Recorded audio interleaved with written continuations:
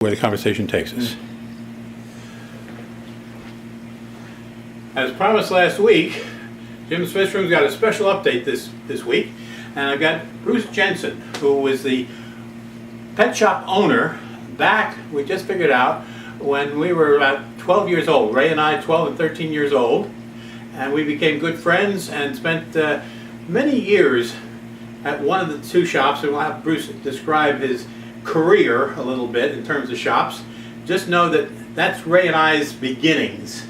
So Bruce, introducing you, and I can't tell you enough how great it is to have you down here. We haven't seen each other in over 60 years. You're right. And so this has been quite a special thing. So I'm going to let you be the star of this, and I'll be checking that camera every once in a while to make sure it's still okay.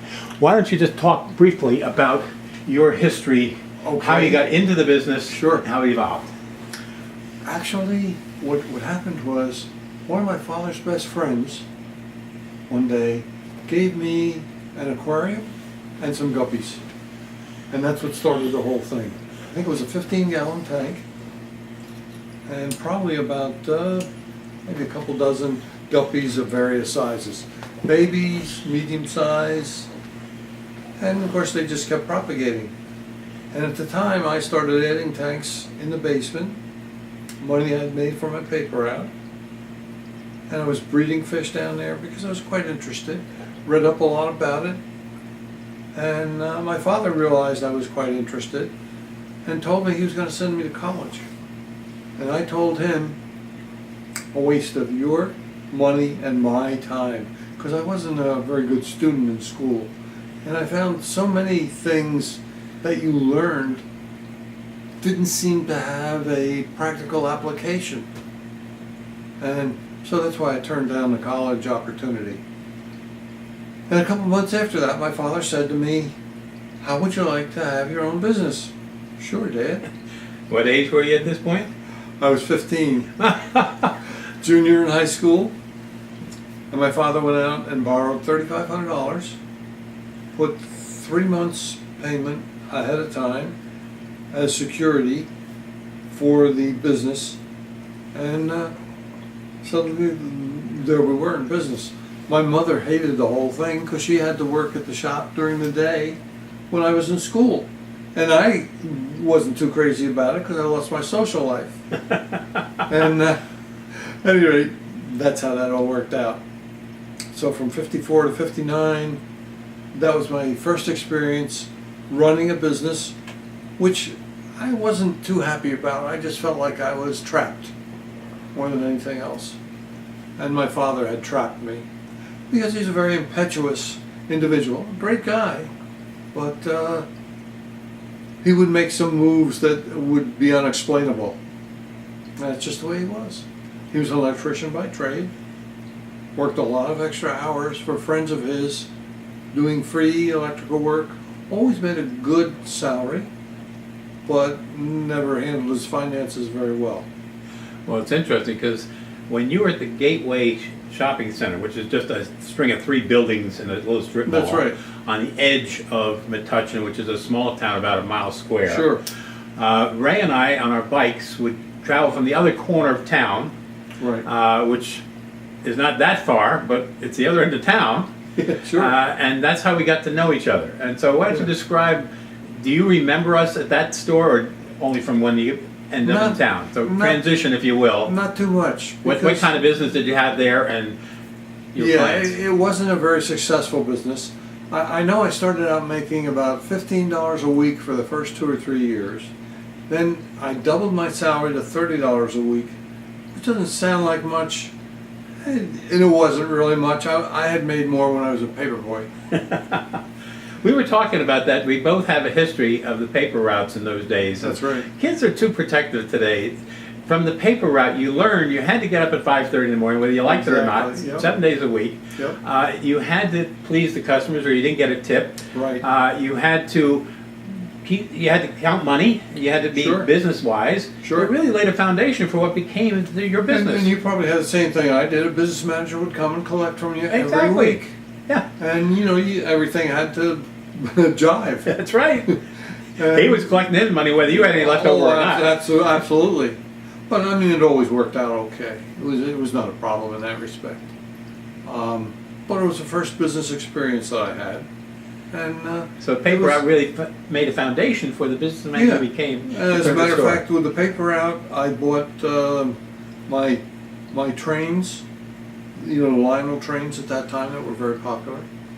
And I had a whole setup in the basement.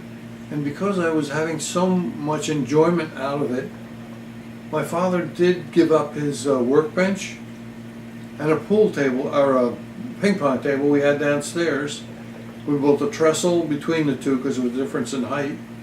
And he helped me out with a lot of that and the electrical hookups and everything.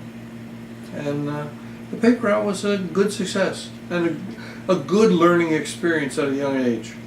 So there you were learning the business world by having your own store at the age of 15. That's Exactly. awesome. That's awesome. But as I say, at the time, it wasn't a pleasant experience. I felt trapped.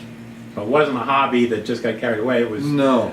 you were forced into something. I was forced into something, yeah. But your dad believed in success. Yeah, he wasn't going to raise a child that wouldn't be a success. And because I showed all the interest, and I was, like I say, I was breeding fish in the basement, enjoying all of that, and he just felt that that was a proper thing for me to get into. And how many tanks did you have in this little store? I think about 30, 30 tanks. Yeah. What size? all 10 gallons. All 10 gallons. Yeah. Okay. And where did you get your fish and plants from? And At how that- did they come at in that those days? time, We're talking about now Yeah, early, this was, late or late mid 50s. 50s, mid 50s. mid-50s, right? So we're talking half a century ago. Oh my Yeah, God. Exactly. I got a lot of them out of, there were advertisements in certain periodicals and so forth from wholesalers, and most of them were located in Florida, and that's where I had to buy the fish from. And the fish came by air, and then from the airport, there was a trucking firm that would deliver them in a timely fashion to the store. They guaranteed, I think, 48 hours live delivery, and so that's how it worked out. Huh. Metal containers were used at that time. Metal containers. Metal containers. Perfectly round. Why round? All I could figure was it must not have sloshed as much. And the metal containers were bigger than the opening, which was right in the center. The opening was maybe this size. Mm-hmm. It just snapped off. And the metal container would be maybe this size. So how many gallons? I mean, they could be pretty heavy, wouldn't they? Yeah, it would be. Would- But I would say it only held maybe 2 gallons overall. Oh, really? Yeah. And so the fish were in a metal container, or was Yeah. there a plastic bag? Well, in when the I metal say a metal container of this size, the container was this high. Oh, okay. Okay, it was that big around, All right. but only this high. Now, just out of curiosity, we're talking about the mid-50s. What Right. kind of markup would you have on a fish, and what kind of prices did some common fish in those days go for? Well, because of the attrition rate, diseases and what have you, in a lot of cases you had to mark your fish up. And I mean, this was suggested in books and things from the wholesalers, 200 to 300% markup from what you paid for them Mm-hmm. in order to make up for your losses. Right. Let's say you got, for example, 100 neon tetras. You might have lost 50% of them. So by marking them Yeah. up 200 to 300%, that was to make up for your losses. Now, can you remember, and I know this goes back a long way, what would a neon tetra sell for in the store at that stage? Any idea at all? Gosh, that's when I really... How about, can you think of any others that you can think of? What, right? I mean, I seem to recall things like zebras like 10 per dollar. Am I close, or am I just dreaming? I don't recall ever selling anything that cheap. Okay. Again, my stories. Now, I might have had zebrafish with a special, let's say, 39 cents a piece, 3 for $1. Okay. Well, I don't remember if that's yeah, I understand. exact cost, but Well, or selling for price. Ray and I, when we started as adults, when we're talking about in our 60s and 70-year-old age, right? Yeah. We thought it was pretty special to be able to buy multiple fish at the same time, as opposed to, okay, can I have one male guppy and one female guppy? That was 2 fish, you know? Yeah, exactly. Which is what we do in those days. Yeah. So we didn't buy 10 at a time. Yeah. Well, live bears were very popular. I had a wide variety of platies, swordtails, mollies, in addition to the guppies. So I'd have tanks of just platies, for example. And there might be one 10-gallon tank would hold 2 or 3 different varieties of platies. And the same thing with swordtails. And I had a good friend of mine who one night I remember we sat up and we watched this one green swordtail deliver babies. And we kept the count of them. Damn, she didn't deliver 127 young. Really? Wow. And all of them survived. Really? I mean, there were no stillborn ones. Right. Okay. And he raised tropical fish also. We became good buddies. And after Gateway went out of business, I lost track of him. He was a year behind me, I think, in high school. Now, before we go on to the next stage of your store experiences, think back to those days. You had some local suppliers that you would take some of your customers to once in a while? Yeah, there was a place in Mattawan, a gentleman by the name of C.L. Claremont. I don't know what the C.L. stood for. Might have been Charlie something, Claremont. Real nice guy. He, when he retired from Ward Baking Company, where he was a manager, he decided that he would raise tropical fish. And the ones that he focused on, and the only ones he focused on, were angelfish. And only regular angels. He never got into the special, the marbles and blacks and, you know, all that sort of thing. Ghost angels, all those different varieties. He only raised just a standard angelfish. And I would invite people from the store, sometimes as many as 10 or 12 people. We might take 2 or 3 cars to get to his place. And he was always happy to have people come in and visit his display. And you could see angelfish in all, you could see them laying eggs. You could see the eggs hatching. You could see angels of moderate size to large size. His whole basement was just filled with angelfish. And he even had in his garage, he had a setup with a gasoline engine that would automatically go on electrically in the event that he had a power failure, so he wouldn't lose all his fish.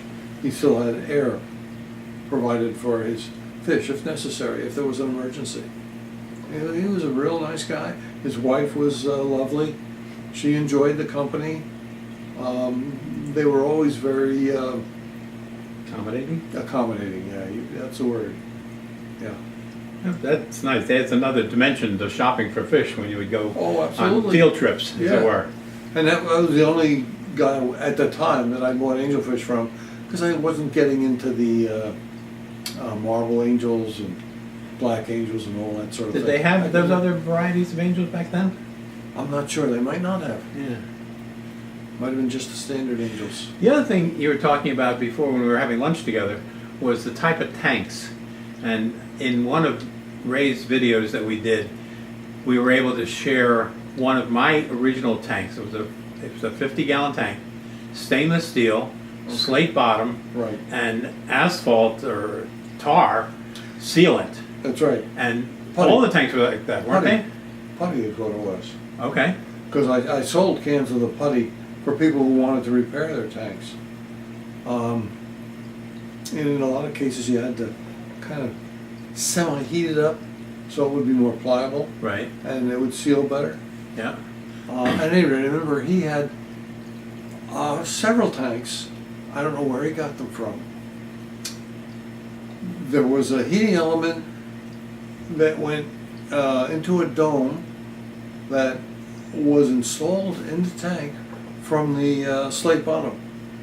And it was wired up to a control factor in another dome that controlled the temperature. At that time it was contact points, Okay. you know. And with all the old heaters, occasionally you had to remove the contact points and use an emery cloth or something to take the burn marks off them and put them back together so they could, you know, work correctly again. The other memory you brought back to me over lunch was the piston pump aerators. And I can Yeah. still remember under our basement steps, a two-sided piston pump. In other words, it had a piston on both sides. That's right. And, you know, the wheel would go in the center, and you could always hear it. Oh, yeah. And we had tubing running up from the basement up through a hole I did in the living room floor to get it up to the tanks. Sure. But you said he had those kind of piston pumps. Well, he had more advanced piston pumps in that they were true metal cylinders. Okay. They weren't leather washers that you used Vaseline, for example, to seal Right. with. They were actual pistons, just like a piston on a car. Wow. And where he got those from, I never did find out. Huh. But I had so many other things I wanted to discuss with him, and questions I would have, and people that I brought there, and questions they had. He took the insides of old refrigerators, sealed up all the openings where the wiring came in, and they would be on the basement floor, and he would be raising angelfish to size in those containers because he could go to a dump and pick up old washing machines and just use them that way. Wow. I think on average, they held about 50 gallons of water. Wow. And you once estimated about how many angels did he have at any one point in time? Counting the babies. Yeah, I think anytime you went there, you could see about 25,000 angels in all shapes. You could see them laying the eggs. You could see the eggs hatching and all the grow-up ones. He used his space very efficiently because it wasn't a huge basement, but he had layers of tanks that maybe went 3 high over the top of the inside liners of the refrigerators that he was using for grow-up. Let me pause here, only because I don't trust the battery on this. I did an interview with a